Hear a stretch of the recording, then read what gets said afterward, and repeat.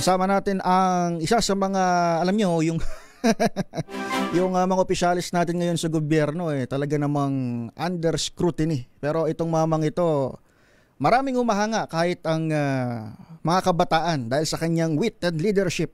Ang Defense Secretary Gilbert Teodoro. Sec, good morning ho. Welcome ulit sa DZRH. Good morning, Aniel, at saka lahat ng ating tagapakinig. Isang matahimik at mapayapang araw sa ating lahat.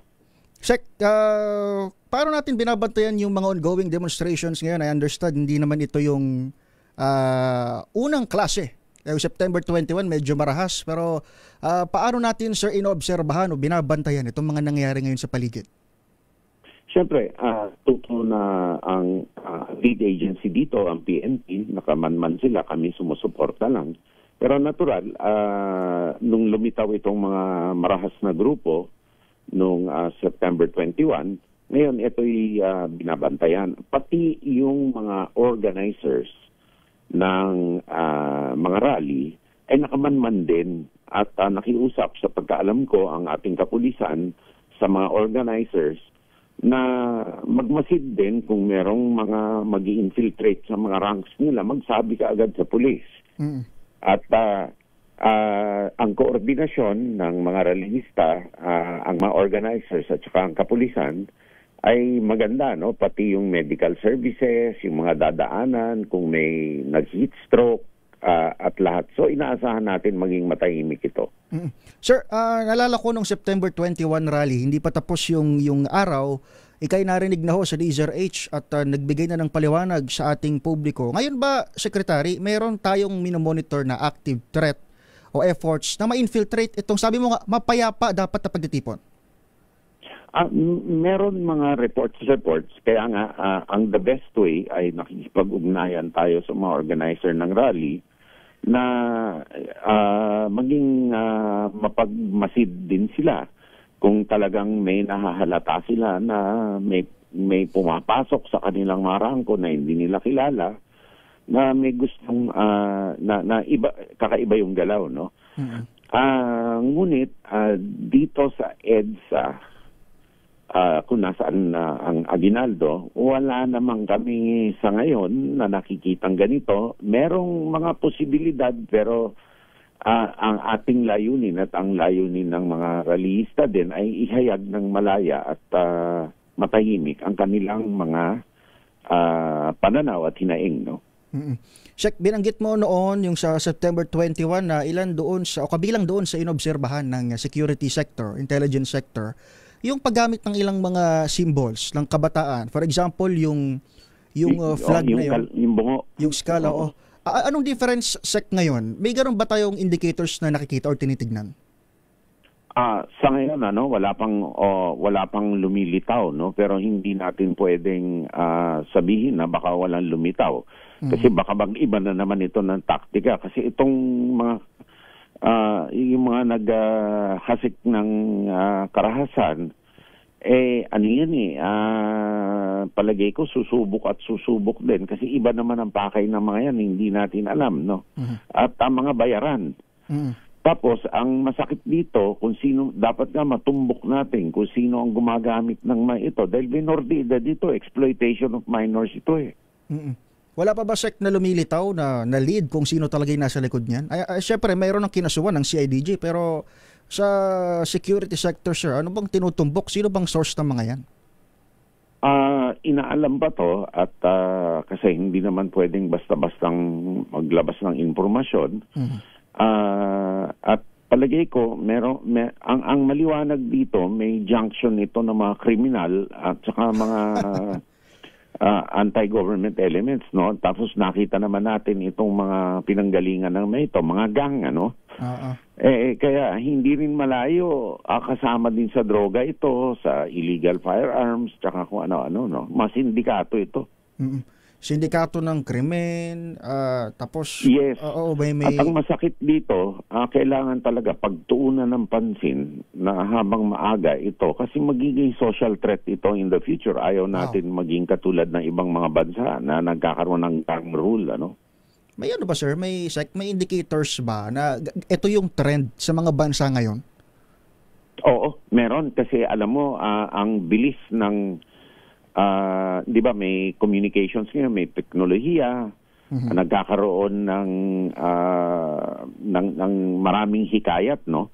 Katulad sa Nepal, sa Mauritius, sa iba't ibang mga bansa, no?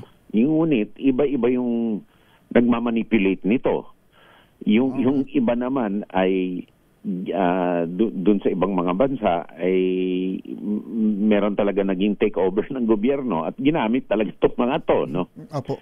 So iba't ibang motibo kasi ang tingin naming motibo dito ay pera. Pera. Sek, Pera. Alam mo, Kaya walang kinikilalang ideolohiya ang pera eh. Opo. Sek, alam mo, ang malungkot sa sinasabi mo, sir, na pera, ang nagagamit yung mga yung mga walang pera eh. Kumbaga, hindi na sila nag-iisip ng malalim, basta pupunta sila dyan at gagawin sa kanila o gagawin nila yung kapalit ng pera na yun. Hindi, walang kausa ba? Walang kausa. Well, number one yon. Kaso, let's say, kung ikaw naman nasa liblib na lugar ka, wala ka rin makita, tapos may pagkakaperahan ka, no choice eh. I mean, madali lang yung choice na tanggapin mo yung pera kasi pag uwi mo sa barong-barong mo, wala rin naman tutulong sa'yo. Or you know, you're going back to nothing, no? From ito, magkakapera ka. So sometimes, kailangan talaga na bilisan din ang tutok ng gobyerno dito sa mga communities na to eh. Yes. At yun naman talaga ang direksyon dapat natin. Pero, Sek, sino bang nasa likod ng mga namimigay ng pera na yan? Ito'y tinutumbok talaga ngayon, very heavily, no? Kaya nga sumusuporta din tayo na dun sa pakay ni Senator Lacson na palakasin yung Anti-Money Laundering Council, no? Sir, kung ito yung pattern sa international scene, what are the chances na itong mga destabilization efforts, sabihin na natin destab efforts sa Pilipinas, ay may kamay na nanggagaling outside the country? Ay, ako, halos sigurado ako na makakasabi ako kung hindi natin natumbok yung mga major pogo hubs na yan, sila Alice Go at ang hindi natin tinutuloy-tuloy ang pagbuwag sa mga illegal na scam hubs na ito, bibilis yan dito. Bibilis at bibilis ang gamit ng foreign influence sa pagpapalit ng naratibo ng gobyerno, no? Sigurado ko. Kaya nga puspusan ang ating mga efforts laban dito sa mga illegal foreign influence, yung mga fake citizens, yung mga bumibili ng lupa na kunwari Pilipino, yung gumagawa ng mga pangit na bakal dito para hindi matibay ang ating mga istruktura na aminado na Chinese citizen sila, hindi yung Taiwan, yung sa Peking. Parang ang dating ng tunog na sinasabi mo isang bansa lang itong pinag-uusapan. Isang bansa lang naman na obvious naman ang China naman ang talagang nagtatangkang umagaw sa ating teritoryo, no? At tayo naman sinasalungat natin, tayo nasa harapan ng pagsalungat sa China, no? At ang daming bansa na ginaganito rin naman nila eh. Ang daming nahuhuli sa ibang mga bansa na espionage eh.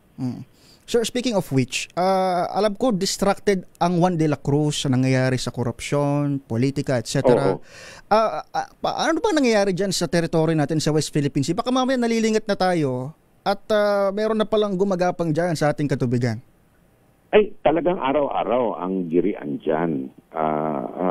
Walang pause yan, ano? Nagkakaroon ng bugso, tapos magpapahinga, pero tuloy-tuloy yan. Kasi pagka nagpahinga tayo dyan, biglang papasukin yan. Ang China, agresibo sa ganyan, ano? And then, kaya nga ito, kailangan talaga maparusahan ang mga nasa likod nitong flood scam at iba pang mga scam na nangyari, ano? Dahil sa kakonting tao, tinan nyo ang nangyayari sa bansa. Sir, kaya ganyan yung line of questioning ko kasi gaano kahalaga na itong internal disputes natin, talagang ma-resolve agad dahil tama ba may direct implication ito doon sa kung paano natin mabantayan yung ating teritoryo sa EEZ? 100% na tama ang inyong sinabi, Aniel. 100% yan. Habang tumatagal ito, o kaya bilisan naman ito na hindi ka panipaniwala sa taong bayan, magsusugat ito, magnanana ito. Kasama na dito yung calls for the AFP to withdraw. Ano? Check. Oo. Yun naman, klaruhin ko rin. Marami na naman pumatol dun sa statement ko. Hindi ko sinabi, not once, no? Kung titignan lang nung iba na nakinig sa aking statement, hindi ko sinasabi na yung mga humihingi ng pagpalit ng gobyerno per se ay illegal yung sinasabi. Ang sinasabi ko lang, yung mga talagang puspusan humihikayat ng withdrawal of support of the armed forces from duly constituted authorities, yun ang bawal. Yun ang bawal kasi ang purpose nun ay matanggal ang duly constituted authorities sa illegal na pamamaraan. May legal na pamamaraan na kung paano ka magpalit ng gobyerno, no? Eto illegal ito kasi pag sinabi mo ang armed forces mag-withdraw ng support, ganun din ang purpose at epekto nun sa tinake-over ng armed forces tapos ibinigay sa iba yung kapangyarihan. So, maliwanag yun, yung maghayag kayo kahit ano sabihin nyo. Kahit minsan sabihin nyo, kung private citizen, magsabi ka, sana i-take over na lang ng militar.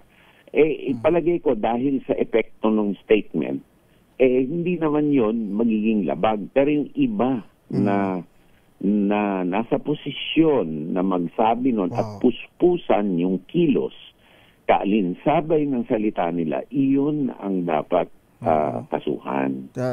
Bigyan na kita ng example, yung mga kababayan natin nakikinig ngayon sa radyo, yung mga actively gumagapang doon sa ilang opisyal para magkaroon ng civil-military junta. Parang ito yung sinasabi mo, Sek, ano? Oo. Ganun yung bawal talaga yun. Bawal yun. Kaya lang, Sek, ang good news, may good news naman dahil ang Association of General and Flag Officers, ito na, nag-manifesto ulit for the end time at dalawang declaration, una, nire-reject ang DESTAB at pangalawa, they are expressing yung full confidence sa AFP leadership. Gaano kahalaga ito, sir, sa kasundaluhan ngayon at this very challenging times?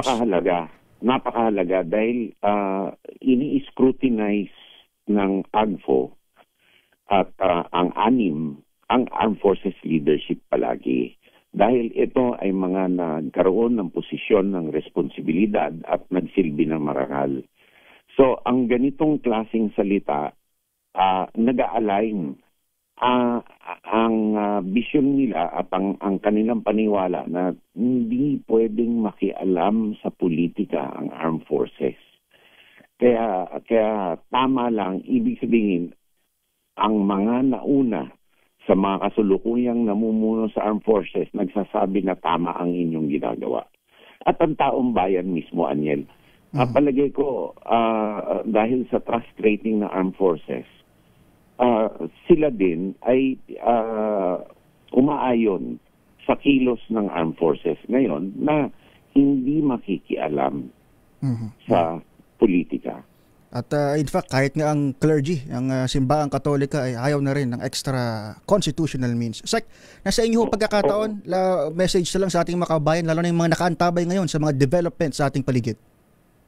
Sa ating mga kababayan, makakaasa po kayo na si Sec. John Vic nga nagsabi kahapon na pangangalagaan nila ang malayang karapatan.